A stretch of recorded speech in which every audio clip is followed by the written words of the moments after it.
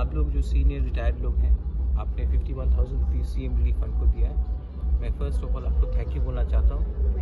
कोई भी डोनेशन हो चेक से होना चाहिए, कैश पे नहीं होना चाहिए, और आपने चेक से दिया है।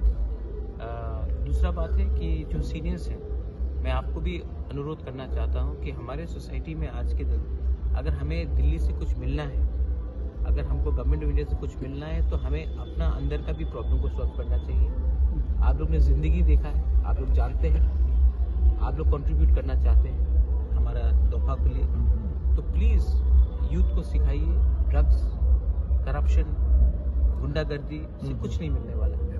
अगर हम लोग डिसिप्लिन रहेंगे, फाइनेंशियली ट्रांसपेरेंसी रहेगा, अगर आप लीडर बन गए तो भाषण देने से लीडर नहीं बनेगा।